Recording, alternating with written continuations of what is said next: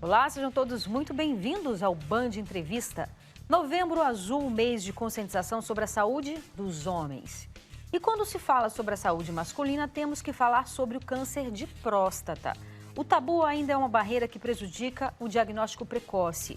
O preconceito e a vergonha, ainda em um universo machista, impedem muitos homens de realizar exames simples, mas muito importantes para descobrir e tratar a doença ainda no estágio inicial.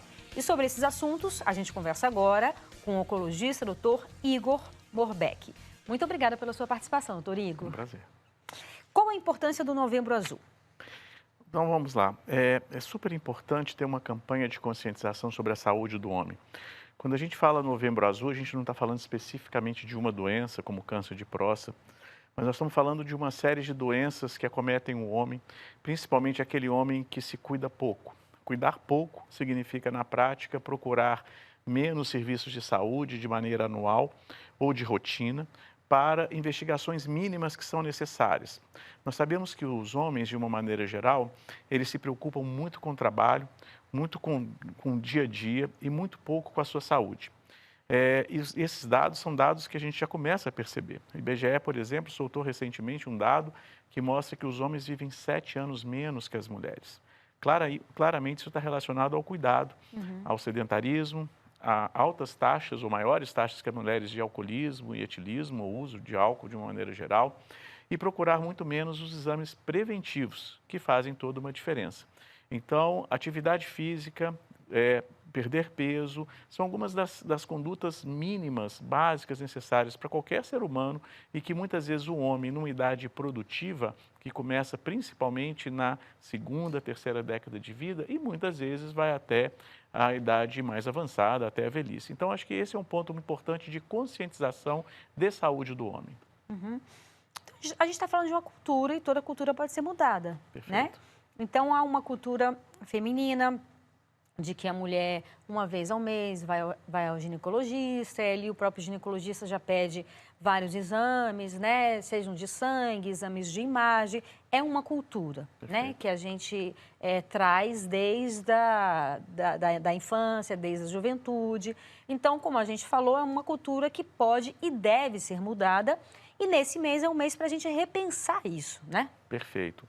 Porque a gente tem que voltar um pouco a essa questão cultural, porque os homens, né, os jovens, já desde muito cedo, já são passados uma criação de que eles devem ser os provedores, ser fortes, eles devem criar filhos, sustentar a família. Então, essa é uma cultura muitas vezes machista, né, num ambiente que hoje, na minha opinião, ele não cabe mais. Não né? cabe. E isso faz com que, obviamente, deixe de se valorizar alguns sintomas que as mulheres valorizam muito precocemente. Né?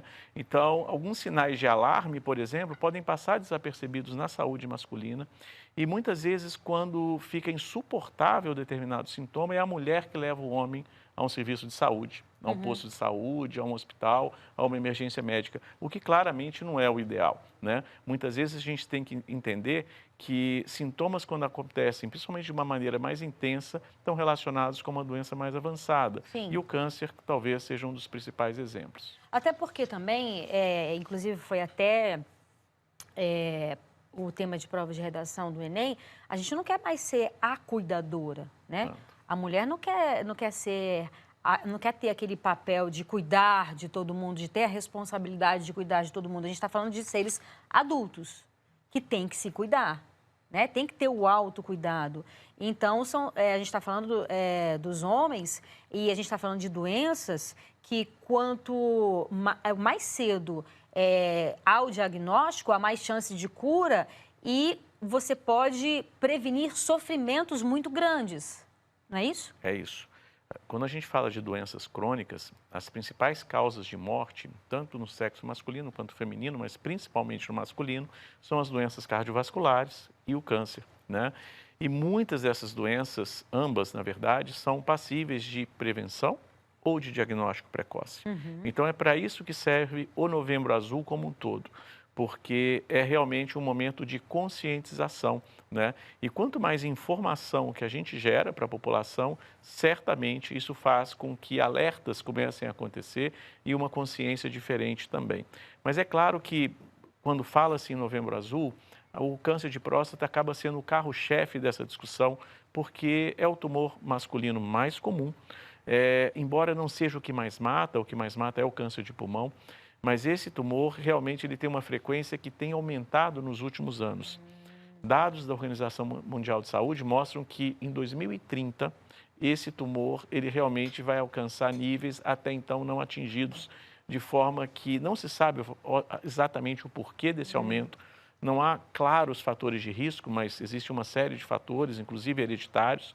Por exemplo, pessoas que tiveram pais ou tios, irmãos, parentes de primeiro grau com câncer de próstata, o risco é acentuado, mas a gente sabe que atrelado a isso tem sedentarismo, obesidade, tabagismo, etilismo, que são fatores ambientais que acabam se somando. E aqui a gente tem que fazer um parênteses importante, porque a etnia negra tem uma chance maior de desenvolver câncer de próstata e uma doença mais agressiva. É por isso que a gente ressalta muito a importância de um diagnóstico precoce. O diagnóstico precoce dessa doença é feito com rastreamento, né? E que muitas vezes ele é polemizado ao longo do mundo se ele deve ou não ser feito, por algumas questões específicas que a gente pode conversar. Então vamos lá. O rastreamento do câncer de próstata, ele é feito basicamente com PSA e toque retal. São dois exames simples, baratos, de fácil execução, onde qualquer posto de saúde tem condição de fazer isso. O problema todo é que existe algo em torno de 30% dos casos de câncer de próstata que podem ser doenças de baixo risco e que não necessariamente precisam de um tratamento inicial. Muitos desses pacientes que têm um diagnóstico inicial de um câncer de próstata acabam sendo tratados de maneira desnecessária. E esse sobretratamento, né, esse tratamento muitas vezes exagerado da doença, é que gera uma discussão se o rastreamento deve ou não ser realizado. Essa é uma questão que, para alguns países, principalmente países já desenvolvidos, já foi resolvida, porque a informação é que deve ser passada. Então, se eu estou diante de uma população de risco, que vai dos 45 anos de idade aos 75, o alvo do diagnóstico do câncer de próstata é feito nesse momento. Aí, então, eu consigo conversar com a população masculina, dizendo dos prós e contras e se ele está ciente de que o rastreamento pode levar a um diagnóstico e esse diagnóstico pode ser que haja uma necessidade de tratar ou não, a depender do risco. Mas é o rastreamento que vai dividir e classificar essa doença, porque muitas vezes se tem um PSA alto, se tem um toque retal alterado ou mesmo sintomas urinários, o próximo passo seria uma imagem com biópsia. E a biópsia é que vai classificar essa doença. Então, numa população esclarecida e culturalmente adequada para fazer isso, sem tabus, isso é muito tranquilo de ser feito e é o que é praticado praticamente em todo o mundo. No Brasil, muitas vezes essa informação não é passada de maneira clara. E às vezes a população não está tão apta assim para receber uma informação como essa. E o Ministério da Saúde hoje preconiza não rastrear, o que na nossa visão é um erro, porque acaba deixando de diagnosticar uma parcela importante. Desculpa, o rastreio seria o quê? PSA mais o toque retal. Esse é o rastreio. Isso é o básico, esse é o rastreamento. É olhar de uma maneira muito inicial para a doença, né, fazendo com que, eventualmente, você faça um diagnóstico precoce e consiga identificar aquilo que nós queremos, que é uma doença mais agressiva, que precisa de um tratamento rápido. Porque, obviamente, eu não tenho como prever ou selecionar num simples exame clínico, olhando para o paciente, se ele vai ter uma doença mais ou menos agressiva. Então, eu preciso ir além com essa investigação. E essa investigação, se levar ao diagnóstico de uma doença mais agressiva, ela precisa de tratamento, seja cirúrgico, seja radioterapia ou até outros, porque no país existem já esses dados mostrando que tem uma incidência maior de diagnósticos de doenças avançadas, por exemplo, metástases que são comuns no câncer de próstata, principalmente no osso, em relação à população do resto do mundo, possivelmente denotando que aqui tem um perfil de pacientes com doença mais avançada, que procura mais tardiamente um acesso a diagnósticos precoces. Então, esse é um ponto muito importante. E o Ministério da Saúde, ele agora soltou uma nota, pouco mais de um mês atrás, não recomendando o rastreamento, o que deixa a gente muito preocupado. Quando eu falo a gente, eu estou falando de sociedades médicas que estão envolvidas no tratamento da doença. Sociedade de Urologia, de Oncologia, de radioterapia e também institutos que, obviamente, visam o cuidado do paciente e que procuram o melhor diagnóstico, o diagnóstico precoce da doença. Sim, com certeza. E agora a gente faz um breve intervalo, é bem rapidinho, daqui a pouco a gente volta, eu te espero.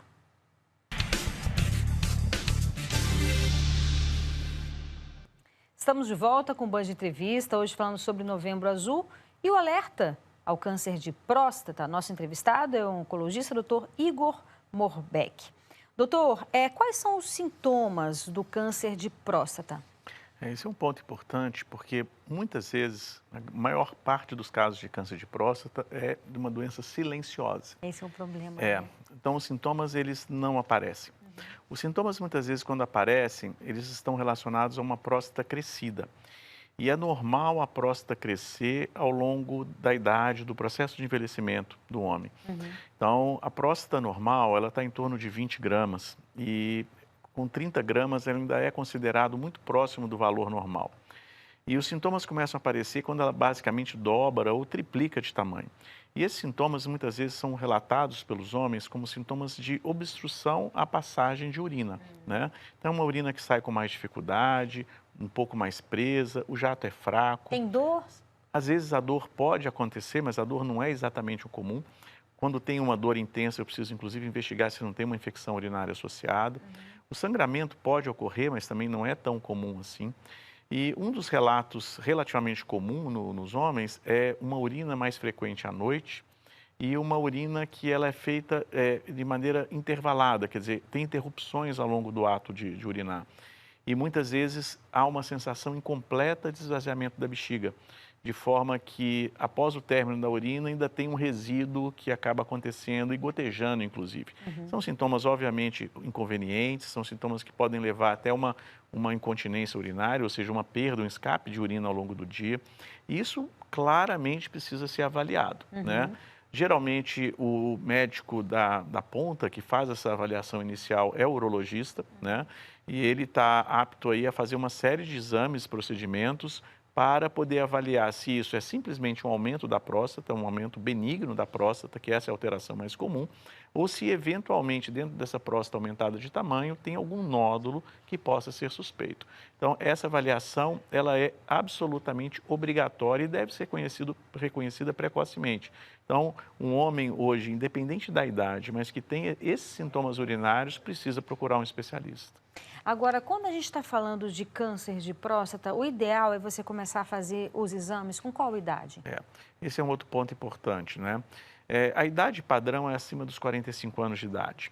Eventualmente, eu posso fazer isso de maneira mais precoce em casos selecionados, por exemplo, que tem uma história familiar rica de câncer de próstata ou de mama. Por quê? Tem alterações de genes, alterações do DNA, que podem estar relacionados a câncer de mama e próstata, e isso pode ter uma relação genética hereditária. Então, de novo, parentes de primeiro grau que tiveram câncer de próstata ou também de mama, eles precisam iniciar mais precoce essa investigação aos 40 anos de idade, tá? Da mesma forma que é recomendado, indivíduos de etnia afrodescendente precisam realmente de fazer exames mais precoces por volta dos 40 anos de idade. Então, essa seria talvez o início de tudo, mas nem toda alteração do PSA está relacionada a câncer de próstata. Isso é super importante que seja salientado. Pode haver câncer de próstata com PSA normal e pode não haver câncer de próstata com PSA alto. Então, essa avaliação não é uma avaliação simples, não é uma avaliação de pegar o exame, jogar no Google e Coisa que as poder pessoas avaliar fazem muito hoje, frequentemente. infelizmente. Então, precisa de um especialista para avaliar caso a caso. E vai ser um conjunto de análise de sintomas, de fazer uma pesquisa dessa história familiar e, eventualmente, pedir uma imagem, tá? A imagem inicial, uma ultrassonografia, que pode ser, eventualmente, evoluída para uma ressonância, porque é um exame mais preciso e mais complexo, né? Mas isso, obviamente, que são casos específicos onde o especialista vai julgar o que é melhor. E, voltando à questão do PSA, um PSA abaixo de 1, ou um PSA de 1 ponto alguma coisa, dificilmente tem algum câncer relacionado. Então, a grande parte dos casos, mais de 95% deles, seguramente não tem câncer.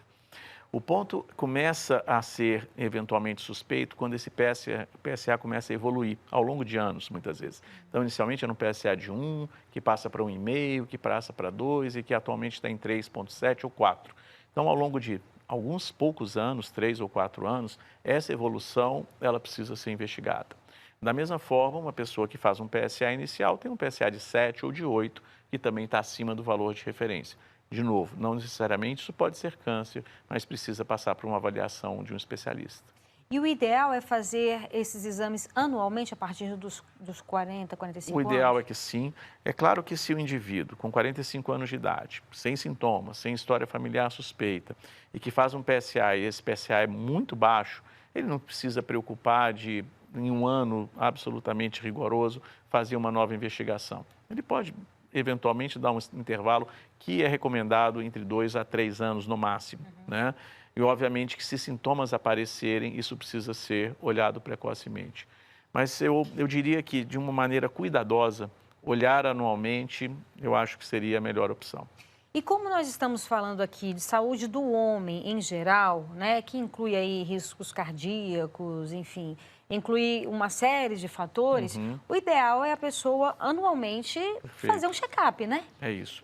O que nós estamos trabalhando hoje num projeto, no Grupo Oncoclínicas aqui no Distrito Federal, é exatamente olhar para a linha de cuidado do homem. Essa linha de cuidado busca exatamente a saúde do homem como um todo, não é um paciente. É um homem, uma pessoa da comunidade, que ela é inserida nesse sistema e uma vez ela já cadastrada nesse sistema, ela passa por avaliação periódica e sistemática com especialistas. A porta de entrada, muitas vezes, pode ser um clínico geral, que faz uma avaliação rotineira dos exames que já foram feitos ou que nunca foram feitos. É muito comum encontrar homens que nunca fizeram exames algum de prevenção. Por incrível que pareça, por incrível né? que pareça. Então, esse homem, então, ele faz uma avaliação mínima necessária com o intuito de fazer diagnósticos mais precoces ou avaliar riscos de doenças as mais variadas, né? E aí, de novo, a gente volta à questão câncer, à questão doença cardiovascular. E também não esquecer da doença metabólica, como diabetes, por exemplo. Sim. Né? Então, toda uma história muito completa é feita uma pesquisa. Se esse homem faz toda uma investigação e não mostra exames, alterações nenhuma, mas ele tem hábitos de vida que precisam ser melhorados, ele vai para uma equipe que vai cuidar exatamente dessa parte. Se a dieta ou a nutrição não é boa, ele vai ser encaminhado por um nutricionista. Se ele precisa de um programa de reabilitação física para ser inserido em programas de atividade física, ele vai fazer isso. Então, acho que essa é uma maneira que, na minha opinião, ela é muito inteligente de cuidar, porque pensando principalmente em saúde privada, você consegue reduzir custos de uma maneira muito especial. Sim, prevenção, né? Com prevenção, diagnóstico precoce e racionalizando os exames que precisam ser feitos. Sim, é isso, né? Acho que a gente tem que pensar em prevenir, né, doutor? Porque é igual a questão da morte. A gente nunca pensa na morte, a gente nunca pensa em ter um câncer, a gente não quer ter um câncer, claro que não. Mas, infelizmente, são doenças, são possibilidades que estão aí. Então, o ideal é a gente pensar em ter uma velhice saudável, né? Em viver mais, mas em viver bem também. Então, você vai fazer exercício físico agora para você ter qualidade de vida. Uma qualidade de vida, né? É isso. Acho que esse é o ponto mais importante. A gente não tem como prever o nosso futuro em relação à saúde e doenças, né? Nós não conseguimos fazer isso até nesse momento. De forma que o que resta para nós como obrigação é cuidar desse corpo humano, que é extremamente valioso. E quanto mais a gente cuidar, evitando aquilo que é nocivo e que a gente sabe que é nocivo, esse é o ponto principal, né? Certamente a gente vai envelhecer melhor, como você disse. Maravilha. E agora a gente faz mais um breve intervalo e volta daqui a pouco. Não sai daí, eu te espero.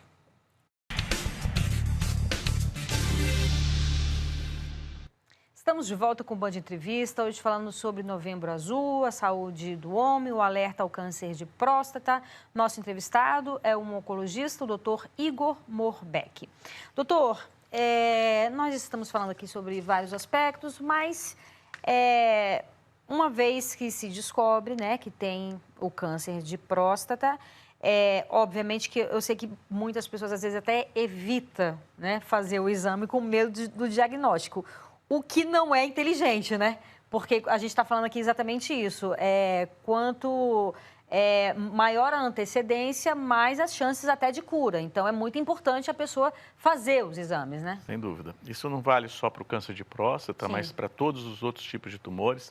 Nós temos que tirar tabus, desmistificar absolutamente tudo em relação à doença, porque a informação é uma das chaves de sucesso do tratamento. Quanto mais informação e troca de informações que eu tenho com a família e o paciente, certamente nós vamos conseguir resultados melhores, né? Então, hoje em dia, não se admite mais esconder um diagnóstico como esse de absolutamente ninguém, tá? Uma vez feito o diagnóstico de um câncer de próstata, nós precisamos avaliar a extensão dessa doença. A maior parte, felizmente, dos casos de câncer de próstata são de doença localizada na própria próstata. Lembrando que a próstata é um órgão que está logo abaixo da bexiga, por dentro dela passa a uretra, né? E ali, então, é um local que, ao longo da idade, do processo de envelhecimento, pode sofrer degeneração. E essa degeneração, por ele perder função, a próstata é uma glândula que secreta, muitas vezes, substâncias que vão enriquecer os espermatozoides numa fase reprodutiva do homem. Depois disso, perde função. E essa perda de função possivelmente é uma das causas desse órgão trabalhar menos, ficar menos ativo e então sofrer processos malignos. O ponto principal é que, diferente de outros tumores, essa é uma doença cuja maioria dos casos, felizmente, são localizados, que mostra que o tratamento local, cirurgia ou radioterapia, tem um papel extremamente importante. Mas eu só vou saber classificar essa doença depois que eu fizer uma biópsia. E essa biópsia estimar um grau de agressividade dessa doença. Então, um patologista, ele consegue me dar informação se a doença é de baixo grau, de grau intermediário ou de alto grau. Os tratamentos podem variar de acordo com o grau de extensão da doença e o grau e a nota que o patologista deu nessa classificação. Então, eu posso desde indicar uma observação, que se chama vigilância ativa, que acontece em 30%, 40% dos casos. Eu posso indicar um tratamento como a cirurgia, que é o padrão de tratamento, e eventualmente indicar uma radioterapia como tratamentos auxiliares, ou seja, ou se faz a cirurgia ou se faz a radioterapia. Em alguns casos de doença de alto risco, a cirurgia pode não ser o melhor tratamento, e aí a radioterapia em combinação com hormonioterapia, que é uma supressão de testosterona. O tratamento padrão da doença avançada da próstata é suprimir a testosterona com a hormonioterapia. E, obviamente, que isso tem alguns efeitos indesejáveis para o homem, mas o ponto principal é que é extremamente eficiente esse tratamento. Então, a chance de resposta é muito grande, porque eu tiro a testosterona e as células da próstata elas diminuem bastante de tamanho e morrem. Então, o tratamento, na verdade, pode ser uma combinação de estratégias. E houve um avanço muito grande nesses tratamentos nos últimos anos. Esse é o ponto que eu acho que deve ser salientado, porque os homens não precisam ter receio em relação a esse diagnóstico. O diagnóstico, quanto mais precoce for feito, aumenta a chance de cura e de eu conseguir uma estratégia de tratamento que vai levar a menos problemas, menos efeitos colaterais, menos perdas funcionais, principalmente do ponto de vista urinário e sexual. Estamos em 2023 e ainda falando sobre o exame do toque, porque Perfeito. ainda é tabu, ainda os homens ainda fazem piadinhas machistas, mas é um exame ainda muito importante. Eu não tenho dúvida. O toque retal ainda faz parte dessa investigação. Quando eu somo PSA e toque retal, eu aumento a probabilidade do diagnóstico. E o toque retal, ele é absolutamente inofensivo para o homem e para a saúde masculina. É um exame que dura poucos segundos, 20, 30 segundos no máximo é um toque retal. Isso não está relacionado à perda da masculinidade ou absolutamente nenhuma mudança de hábito, de comportamento. E que muitas vezes os homens, eles carregam esse tabu, porque ouviram de pessoas, ouviram de colegas, de amigos, de parentes, de familiares antigos, e isso vai sendo reproduzido e levado, inclusive, em tom de brincadeira. Não há brincadeira aqui, a situação é séria. E nós precisamos, sim, fazer com que todos os homens, a partir dos 40, 45 anos de idade, já procurem um profissional e que façam seus exames com o intuito de diagnóstico precoce. Eu não consigo prevenir, muitas vezes, o câncer de próstata, porque se ele já está num processo de formação, eu não tiro a próstata desse paciente, porque ele está num processo de formação.